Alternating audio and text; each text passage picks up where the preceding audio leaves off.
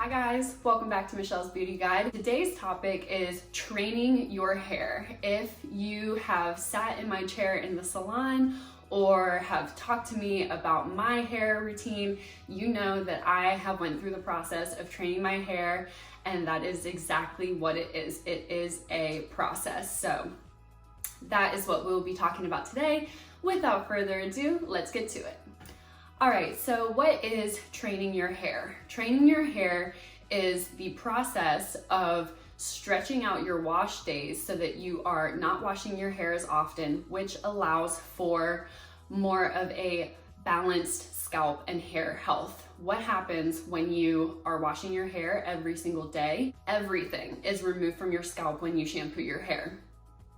When you do that every single day, you're throwing off the natural balance of your scalp. And so that is why if your hair gets greasy within 24 hours or even 12 hours by the end of your workday, that is because you have an imbalance. And when you remove all of that oil, your scalp goes, oh my gosh, all that oil's gone, I need to replace it. And so it starts working at a faster rate to do so. Benefits of training your hair: you are going to be using less product, hopefully using less heat on your hair. That is a big benefit to this as well. Less time on your hair because you're not having to wash and then style every single day. You're going to have healthier hair because you're spacing everything out. All of these are going to really help in prolonging your color, because the less you're washing your hair, the longer your color is going to last, the less dried out your hair is going to be, as long as you're using proper products to continue keeping your hair moisturized and healthy throughout the training process. I wanted to highlight just a few of my favorite tools or products that I use in order to train my hair. The first is something that I definitely used in my last video. It is a Boar bristle brush. This brush has really fine bristles, and what this helps to do is to reach all of your hair. Also, scrunchies. I use, this is actually a silk scrunchie.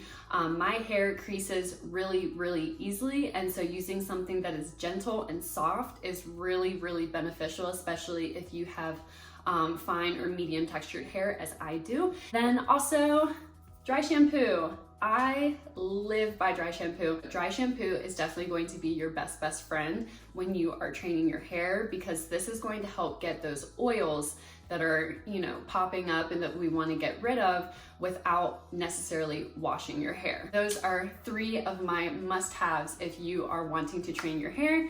And now we are going to get into the process. I always recommend starting in baby steps. If you are washing your hair every single day, do not try to go 3 days right off the bat. You are going to hate your hair. You're going to be frustrated. You're going to think that your hair looks awful.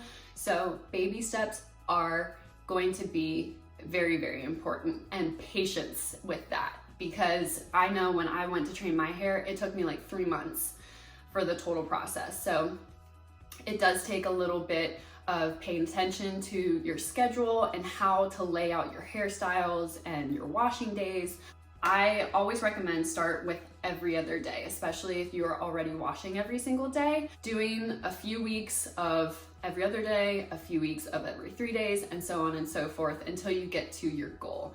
And I really think it's important to have a goal in mind, because everyone's hair is different. Some people can go 2 weeks without washing their hair. That's great. Me, I have gotten up to like 4 or 5 days, and that's my max. So that's okay. It doesn't have to be anything too excessive. Just whatever you feel works with your schedule and allows you to wash your hair less and prolong your styles and use less heat on your hair. Whatever you feel is working for you. The first thing that I always recommend, this is especially for straight, wavy hair. If you have extra curly hair, this is totally not going to apply to you. Brushing your hair is going to be your best friend. Like I said, my Boar bristle brush is what I like to use because it really is very gentle on the scalp. It does not hurt when I brush at all. The bristles are really small, so they're reaching every single hair. And what I do with this brush is I use it twice a day. So I do in the morning and then in the evening before I go to bed. And I brush the entirety of my head. So I am getting every single strand from top to bottom. I'm brushing in all directions. This is probably the most important thing, especially if you lack volume in your hair. Your hair wants to fall down. And so when you brush in all different directions, you brush it forward, you brush it down, you brush all of this hair over to this side and all of this hair over to this side. What that helps to do is to encourage your hair away from the scalp. It's going to move oil further down from the scalp. So instead of getting greasy just right here, you're moving that grease down, and it sounds kind of gross, I guess, but what that really helps to do is to evenly distribute your grease so that it's not so noticeable and it's not concentrated just at the scalp. Your natural oils will also help to hydrate and add shine to your hair. So brushing your hair is very, very important. Like I said, I do it twice a day, and I probably spend about 5 minutes brushing my hair every single day.